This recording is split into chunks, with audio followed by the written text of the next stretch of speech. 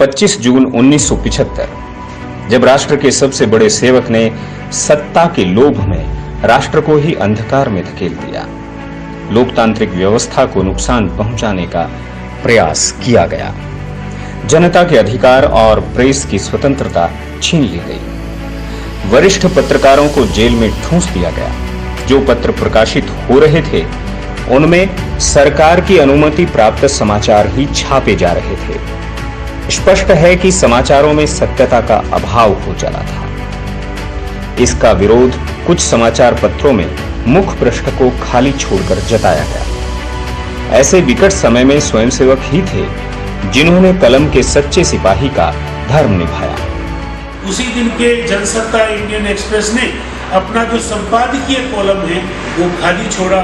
कई अखबारों ने अपने संपादकीय कॉलम की जगह काली शाही रख दी, वो काला करके उसको छोड़ दिया, तो सभी के हाथ बंध गए। अधिनायकवादी सरकार ने राष्ट्रीय स्वयंसेवक संघ यानी आरएसएस पर भी प्रतिबंध लगा दिया। इसके बाद भी आरएसएस के कार्यकर्ता अपने पथ से डिगे नहीं और समाज के सामने सत्य लाने का निरंतर प्रयास करते रहे। गांव से लेकर शहर तक के सभी धार्मिक त्योहार, भजन कार्यक्रम, चिकित्सा, शिक्षा कक्षाएं, युवा क्लब आदि सब जन जागरण का माध्यम बन गए। एक बार आगरा के अंदर एक विदेशी प्रतिनिधि मंडल आया, उनके लिए बहुत अच्छी व्यवस्था करनी थी, तो कार्यकर्ता गए, कैसे जाएं? तो जब अधिवेशन चालू हुआ उस समय तो संभव नहीं था, तो भारत सरकार की सेवा ऐसा एक लिफाफा आने वाले सभी विदेशी प्रतिनिधि को उनकी कुर्सी पर रखा गया। तो ये भी व्यवस्था बहुत पहले से कम होटल कर्मचारियों से मिलकर ये व्यवस्था की गई। जन जन के साथ जीवंत संवाद बनाए रखने के लिए भूमिगत रूप से साहित्य वितरित किया जाने लगा। संघ के कार्यकर्ताओं के घरों में गुप्त रूप से छपाई मशीनें लगाई गईं और साहित्य की प्रतियां तैयार कर जनता में वितरित की जाने लगी। देश भर में सैकड़ों नामों से पाक्षिक पत्र निकलने लगे। जैसे राजस्थान के जयपुर से पिंक सिटी नामक पत्र गुप्त रूप से छापा जाता था, जिसकी वितरण संख्या 78,000 तक पहुंच गई। जिला स्तर के समाचार पत्रों का संप्रेषण प्रांतीय स्तर पर होता और उन्हें केंद्र भेज दिया जाता। केंद्र से ही अखिल भारतीय केंद्रीय विज्ञप्ति सभी प्रांतों को भेजी जाती। संघ के स्वयंसेवकों का व्यवस्थित तंत्र सुचारू रूप से इस काम को कर रहा था। यहाँ तक कि विदेशी संवाददाता भी भूमिगत पत्र से समाचार संकलन करते। स्टैग्नोस्टाइल करके एक मशीन खरीदी गई थी, उससे और 1 पेज 2 पेज का समाचार, किसी का नाम सच्चाई लिख दिया, किसी का संघर्ष लिख दिया, किसी का ललकार लिख दिया, और उसको लेकर के हम यहाँ प्रबुद्ध लोगों को बांटते थे। और लोगों की बड़ी दिलचस्पी रहती थी कि अखबार इसमें क्या आया है, क्योंकि बाकी अखबार तो कुछ छाप नहीं पाते थे। तो हाथ से लिखना, उससे निकालना, रातों रात उससे पेपर निकालना और उन पेपरों को प्रमुख स्थानों तक पहुंचाना, मैसेज देने के लिए पुलिस स्टेशन के सामने भी चिपका कराना। साहित्य के माध्यम से जन आंदोलन को गति देने में केंद्रीय संदेश पत्र सत्य समाचार की बड़ी भूमिका है। इसे बुलेटिन के रूप में नियमित रूप से दिल्ली से प्रसारित किया जाता। प्रशासनिक मशीनरी के भरसक प्रयासों के बावजूद इस समाचार प्रसारण को न रोका जा सका। सत्य समाचार के माध्यम से इंदिरा गांधी के तानाशाही शासन का काला चिट्ठा लोगों तक पहुंचाया गया।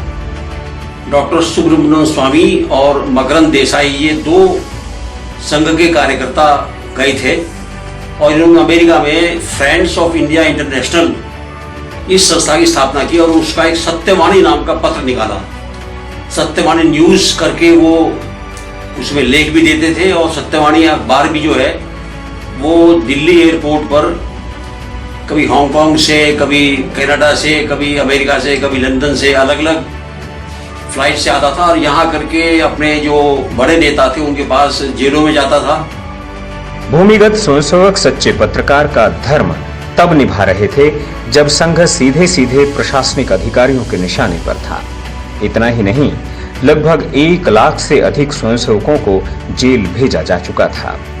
हम पहले भी बता चुके हैं कि संघ कार्यकर्ता त्याग, समर्पण, साहस और संकल्प की प्रतिमूर्ति होते हैं, जो संघ की शाखा रूपी भट्टी में तैयार किए जाते हैं। ऐसे वीर युवाओं को झुका पाना, उनका संकल्प तोड़ पाना संभव नहीं है। संघ की इसी शक्ति ने इंदिरा गांधी को कमजोर साबित कर दिया।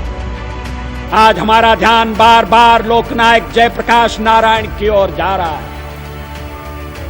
हम सोचते थे, हम चाहते थे वो प्रातः काल हमें आशीर्वाद देने के लिए हमारे बीच में हो, लेकिन ऐसा संभव नहीं हो सका।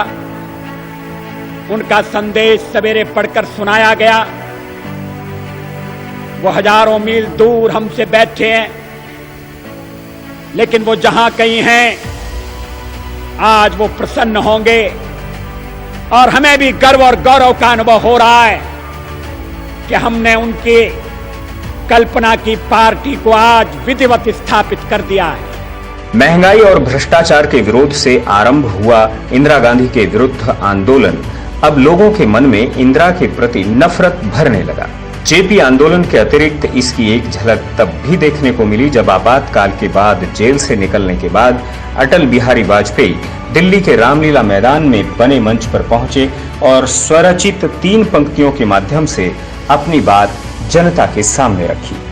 इन 3 पंक्तियों में बेड़ियों में जकड़ी तत्कालीन भारत मां की पूरी पीड़ा थी। वे पंक्तियां थी, बड़ी मुद्दत के बाद मिले हैं दीवाने, कहने सुनने को बहुत से हैं अफसाने, खुली हवा में जरा सांस तो ले लें, कब तक रहेगी आजादी कौन जाने। लोकतंत्र पर काला अध्याय थोपने का परिणाम यह हुआ कि इंदिरा गांधी और संजय गांधी दोनों ही चुनाव हार गए और जनता ने 21 महीने बाद 21 मार्च 1977 को खुली हवा में राहत की सांस ली। यह हमारे सत्याग्रहियों का तप ही था जिससे भारत के लोकतांत्रिक मूल्यों ने एक अधिनायकवादी मानसिकता पर सफलतापूर्वक विजय प्राप्त की।